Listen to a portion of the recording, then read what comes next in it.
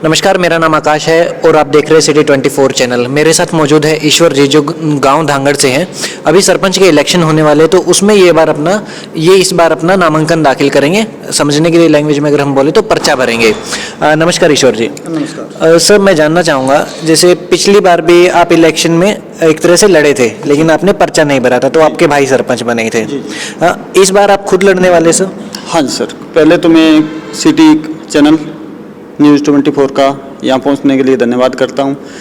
तो ये है कि अब की बार पर्चा तो हमने पिछली बार तो वो पढ़ाई की वजह से हमारा पर्चा नहीं भर पाई, तो फिर छोटे भाई प्रेम को मैदान में उतारा था हमने गांव की सेवा के लिए, और अब की बार अपनी खुद की तैयारियाँ हैं। आप खुद तैयारी जी। तो सर इस बार क्या क्या मुद्दे रहेंगे आप लोगों के बीच में, क्या मुद्दे लेकर के वोट मांगेंगे सर? जी सर, मुद्दे तो 5 साल में हमने काफ़ी कोशिश करी है, जो कि गांव के अंदर विकास में काफ़ी पिछड़ा हुआ था गांव, तो हमने हर संभव कोशिश करी है उसको सिरे चढ़ाने की। सरकार से भी अच्छा सहयोग रहा है और ग्रांट भी अच्छी थी, तो गांव गलियां पक्की हुई है और काफ़ी ऐसी चीज़ें बनी है गांव के अंदर जो कि पहले एक सपना ही मानते थे इस बात को, लेकिन अब गांव का बढ़िया विकास हुआ है। अब भी काफ़ी चीज़ें करने वाली है गांव के अंदर, तो उनका आगे ये हमारा फोकस रहेगा। आने वाले 5 साल में अगर गांव ने पूरा सहयोग दिया तो हम 5 साल में गांव को फतेहाबाद सिटी से भी बेहतर बनाएंगे। तो इस बार प्रेम कुमार जी नहीं लड़ेंगे, आप लड़ेंगे? जी सर। अच्छा, तो मैं जानना चाहूँगा, जैसे पिछले 5 साल में आप भी उनके साथ ही रहे हैं, आप दोनों ने मिलके काम किया एक तरह से, तो क्या क्या काम है जो पिछले 5 साल में किए गए हैं? सर जी, गांव के अंदर एक तो सबसे ज़्यादा समस्या हमारी थी पीने के पानी की, और वो हमारी पहली प्राथमिकता थी और वो सिरे भी चढ़ी है। तो अब गांव में पीने के पानी की कोई समस्या नहीं है जी। पीने का पानी घर घर पहुँचा? घर घर पानी पहुँचा भी है, और अब हमारा एक प्रोजेक्ट ये चल रहा है कि हमने सर्वे भी करवाई है कि पूरी ढाणियों में, जो गांव की पूरी ढाणियाँ हैं उनमें भी पानी, नहर का पानी पहुँचे, तो उसकी हमने सर्वे करवा दी है। तो जब भी जैसे बजट आएगा और गांव का बढ़िया सहयोग रहा तो हर ढाणी में पानी पहुँचेगा पीने का। और उसके अलावा क्या क्या काम किए? जैसे एक तो पीने की पानी की समस्या को आपने दूर करने के लिए काफ़ी प्रयास किए हैं, और जैसे कुछ टाइम में अगर बजट आ जाता है तो गांव की जो ढानियाँ वहां तक भी पहुंचा देंगे। हाँ, ये आपके कहने का मतलब है। उसके अलावा क्या क्या जो रिकॉग्नाइज किए जा सकते हैं काम की पिछले 5 साल में हुए, पहले नहीं हो पाए थे लेकिन इन 5 सालों में काफ़ी अच्छा काम किया है और आने वाले टाइम में उस काम को देख करके लोग आपको वोट दे देंगे? जी सर, गाँव के अंदर पहले एक तो पूरे गाँव की जो गलियाँ हैं वो कच्ची थी, काफ़ी गलियाँ कच्ची थी, तो कादा कीचड़ बहुत ज़्यादा होता था। लेकिन अब आप गांव में इस साइड से उस साइड क्रॉस करोगे गांव को तो आपको कहीं कादा कीचड़ ये नहीं मिलेगा, और पूरे गांव की गलियाँ बिल्कुल साफ़ है। लगभग 90% गलियाँ पक्की भी हो चुकी है। रही जो गलियाँ अभी रह गई थी वो आगे प्लान में बनाने की हमारी योजना है, अगर गाँव का बढ़िया सहयोग रहता है तो। गलियों की अगर मैं बात करूं तो हमने कल गांव के अंदर घूम के देखा, ज़्यादातर गलियां पक्की हो चुके हैं, इंटरलॉक्स जो है अच्छी खासी लगाई गई है और सफाई की व्यवस्था भी बहुत अच्छी थी। लेकिन सर मेरा एक सवाल है सफाई को लेकर के, जैसे गांव की गलियां बेहद साफ़ है, लेकिन हम अगर गांव की शुरुआत में देखें, यहाँ से अगर हम रोड के से एंट्री करते हैं वहाँ पर देखें तो जो एक खत्ती बनी होती है, खाद गोबर वगैरह गिरा रहता है, उसके ऊपर ही जितना भी कूड़ा करकट होता है वो डाला जाता है। गाँव के किसी भी कॉर्नर से आप एंट्री करोगे तो कोने के ऊपर आपको कचरा मिलेगा। तो मैं जानना चाहूँगा, जो सफाई होती है, सफाई कर्मी गाँव से अंदर जो कचरा इकट्ठा करते हैं वो सीधा बाहर ही फेंकते हैं, उसको कहीं बाहर ले जाने का मैनेजमेंट भी है? मैनेजमेंट इसका ऐसे है सर जी, हमारे गांव के 3 साइड में जो 2-2 मरलों की खत्ती कटी हुई है वो तो लोगों की पर्सनल होगी जी, ठीक है जी।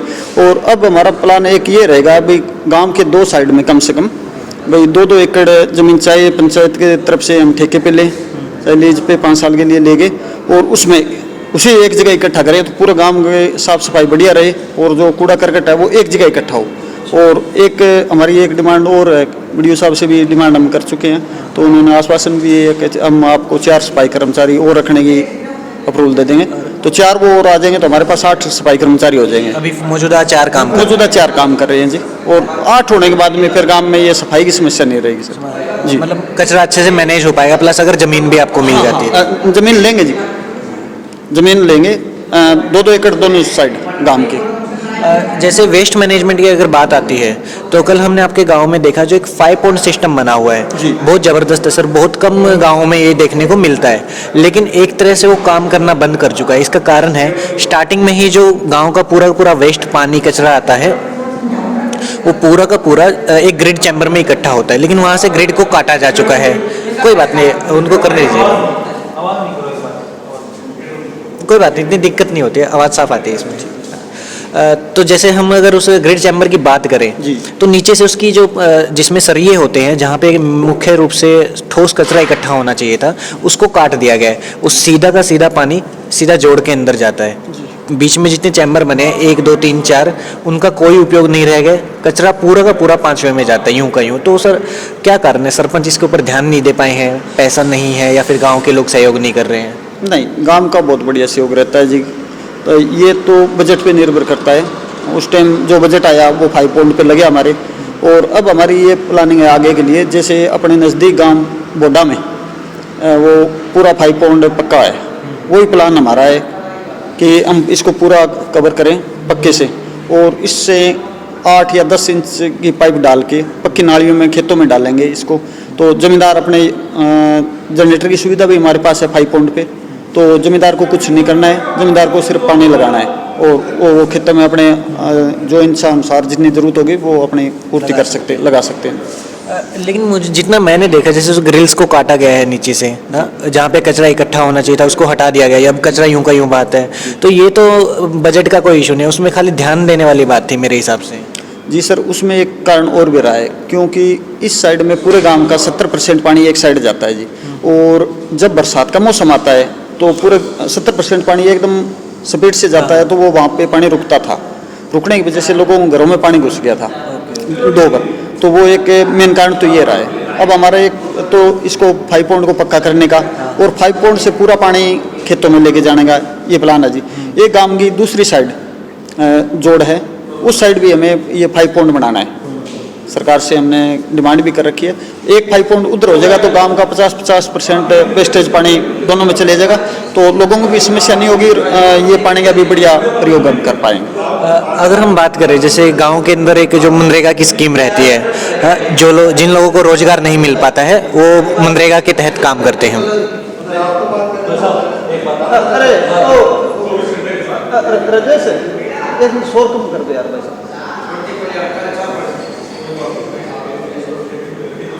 जी करें। तो जैसे मनरेगा का जो काम रहता है, गांव के अंदर कितने लोगों को अब तक मनरेगा के तहत रोजगार दिया गया है, ये मैं जानना चाहूँगा। मनरेगा के तहत हमारे पास कम से कम 600 जॉब कार्ड है जी। 600 जॉब कार्ड? हाँ जी, हाँ जी। उसके तहत और गांव बढ़िया सहयोग रहता है, मनरेगा पे आते भी है, तो उनसे जो काम हमें करवाना होता है, चाहे वो खेतों के रास्ते की सफाई का काम हो, चाहे गांव की सफाई का काम हो, या अन्य कोई भी काम है, वो हम उससे करवाते हैं मनरेगा के तहत। और उनको टाइम पे मजदूरी मिल जाता है? हाँ, टाइम पे पैसे सभी के खाते में आते हैं सरकार की पॉलिसी के तहत, तो उनको कोई परेशानी नहीं है। एक सर आपके यहाँ पे व्यायामशाला बनी हुई है, जिसके अंदर हम देखेंगे पार्क काफ़ी अच्छा डेवलप किया है, पहले उसके लिए मैं आपकी तारीफ करना चाहूँगा। घास वगैरह अच्छी लगाई है, किनारों पे पौधे अच्छे लगाए गए, लेकिन उसके बीच में अगर हम देखें तो एक काफ़ी गहरी नाली है, करीब 5-6 फीट की। बच्चे वहाँ पे खेलते हैं तो कभी भी हादसे का शिकार हो सकते हैं सर, तो उसके ऊपर मुझे लगता है कि ध्यान देना चाहिए। वो नाली नहीं है जी, आपने शायद गौर से नहीं देखा होगा, वो एक अभी नाली खुदवाई है वहाँ पे। हाँ। और इधर से जो अपने नहर का पानी है वो व्यायामशाला में देने के लिए वो खुदी हुई है। हाँ। तो जैसे ये 10 दिन में 20 दिन में बजट आ जाएगा, उसमें पाइपलाइन डलवा के, हाँ। और पौधे हरे भरे और पार्क हरा भरा रहने के लिए वो खाई खुदाई हुई है, वैसे नहीं खुदी हुई। अच्छा। और साथ ही सर जो वहाँ पे एक कमरा बना हुआ है उसका कोई उपयोग नहीं हो रहा है, देखे तो उसके अंदर साफ़ सफाई की व्यवस्था नहीं है। दूसरा जो लैट्रिन बाथरूम बना हुआ है पूरा का पूरा टूटी हुई व्यवस्था में है। अगर खेलते हुए किसी प्लेयर को अगर जाना हो तो वो तो कोई चांस ही नहीं है, उसको फिर खेत में ही जाना पड़ेगा या फिर अपने घर पे जाना पड़ेगा। तो उस चीज़ को कैसे मैनेज किया जाएगा सर? उसको मैनेज ये किया जाएगा जी, जो आप कमरे की बात कर रहे हो वो कमरा अपने जिम हॉल है जी। Gym hall? हाँ, जिम हॉल बनाया है भाई, वहीं व्यायामशाला में लोग व्यायाम भी करेंगे, और जो बच्चे जिम मारना चाहे वो अपना जिम का काम करेंगे। तो उसमें अभी वो जितना बजट था वो उस पर लग चुका है। अब जैसे बजट आएगा उसकी लिपाई अधूरी है और नीचे का फर्श अधूरा है, बिल्डिंग बन के तैयार है वो, और जिम का सामान आना बाकी है। ये आने के बाद में अपने बच्चों को फतेहाबाद जिम में नहीं जाना पड़ेगा, वहाँ पे 500-600 रुपये 1000 रुपये पर बच्चे का खर्चा होता है, जाने आने का टाइम भी खराब होता है, और 2-3 हज़ार रुपये में एक बच्चे का 1 महीने में चलता है। लेकिन अब ये पंचायत कोशिश कर रही है, भाई ये जिम हॉल हम बनाएंगे बढ़िया तरीके से, टॉप की जिम रहेगी ये, तो उससे बच्चे को एक तो माँ बाप के ऊपर बोझ नहीं होगा, 2-3 हज़ार रुपये खर्च नहीं करने पड़ेंगे, और बच्चा भी गांव में रहेगा। तो वो टाइम भी बचेगा बच्चे टाइम भी बचेगा जी।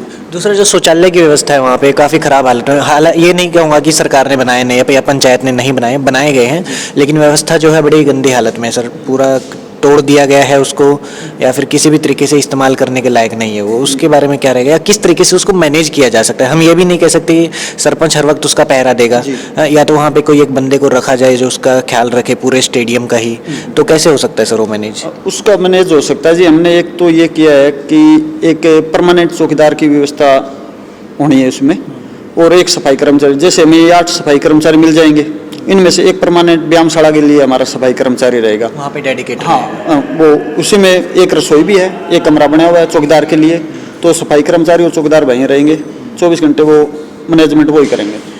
एक सर ये तो रही गांव के पूरे काम की बात, कुछ और आप बताना चाहते हैं जो अभी जो अगर इस प्लान में आप सरपंच बनते हैं, या फिर लोग आपको क्यों वोट दें? पहले तो ये जो सारे काम शुरू हो चुके हैं और सफाई की व्यवस्था जो उसके लिए आपको वोट देने का लोग सोच सकते हैं काफ़ी अच्छे से, लेकिन अगर मैं जानना चाहूँ अगले 5 साल में आप क्या क्या काम और करने का वादा करते हैं? काम अभी काफ़ी पेंडिंग है जी। पीछे तो बिजली की समस्या थी, वो हमने 24 घंटे करवाई है, और पानी की समस्या थी वो भी हमने सोल्व करी है, और लगभग गांव की गलियां और खेतों के रास्ते भी पक्के किए हैं। लेकिन अभी भी हमारे नज़र में एक तो बच्चों के लिए, जो युवा बच्चे हैं जो अपने तैयारी कर रहे हैं, फौज के लिए कर रहे हैं, पुलिस के लिए कर रहे हैं, तो उसमें बच्चे 2 किलोमीटर गाँव से बाहर एक स्टेडियम है, पहले 5 एकड़ में था, लेकिन हमने अपने प्लान में अफसरों से बात करके इसको 7.5 एकड़ में जगह हमने सरकार को दे दी है, और जब भी जैसे भी ग्रांट आएगी इसकी 7.5 एकड़ में बढ़िया स्टेडियम बनेगा। ये हमारी पहली प्राथमिकता रहेगी, उस पर फोकस करने का, कि बच्चों को खेल के लिए सारी सुविधाएं ग्राउंड में हो, और ऐसा मान लो स्टेडियम हमें तैयार करवाना है सरकार से कि ये पूरे फतेहाबाद जिले में 1 नंबर का स्टेडियम हो हमारा। और उसके अलावा कुछ सर? उसके अलावा अभी पूरे गांव की 10-15% गलियाँ जो कच्ची रह गई है वो पक्की करवानी, पूरी टोटल फिरनी है, पक्की करवानी है। और किसी घर में अगर पानी, लगभग तो जा ही रहा है सभी घरों में, लेकिन किसी 2-3 कॉलोनियों में पहले पानी नहीं था, तो हमने पूरी पाइपलाइनें बिछवाई है, पूरी सड़कें पक्की करवाई है उनके अंदर। फिलहाल उनमें कोई ऐसी समस्या है नहीं, और फिर भी कोई पानी की समस्या किसी की हो तो घर घर पानी और पहुँचाने का काम करेंगे, और पूरी डाणियों में हम पानी देंगे। जैसे अभी तक गाँव में पूरी स्ट्रीट लाइटें बिछाने का काम करेंगे हम, और पूरे गाँव के अंदर हर चौक में गाँव को कैमरों से सजाएंगे, सीसीटीवी कैमरे लगाए जाएंगे, जिससे कि जो भी गांव के अंदर आने जाने वाले की गतिविधियां हैं वो कवर हो सके।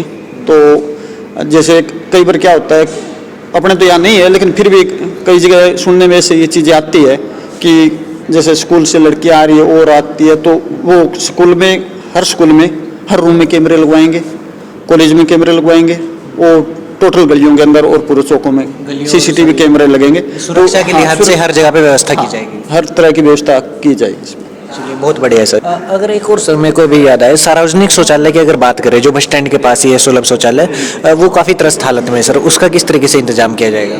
उसका ये मैं सफाई कर्मचारी के वास्ते यही बोल रहा हूँ आपको कि हमारे पास जैसे 4 सफाई कर्मचारी और होंगे तो इसको बहुत बढ़िया तरीके से चलाएंगे। इसके ऊपर भी ध्यान दिया जाएगा। इसके ऊपर भी ध्यान दिया जाएगा। बस स्टैंड को बढ़िया तरीके से डेवलप किया जाएगा, जिसमें कोई यात्री आने जाने वालों को कोई परेशानी ना हो किसी तरह की। एक और जनरल नॉलेज के लिए मैं पूछना चाहूँगा, अगर कोई जैसे आपके गांव में या फिर किसी और गांव में कोई भी नौजवान लोग अगर सोचते हैं कि इस राजनीति में आना चाहिए, सरपंच के लिए इलेक्शन लड़ सकते हैं, तो उसके लिए क्या क्वालिफिकेशन रहती है जो एक सरपंच का पर्चा भर सकता है?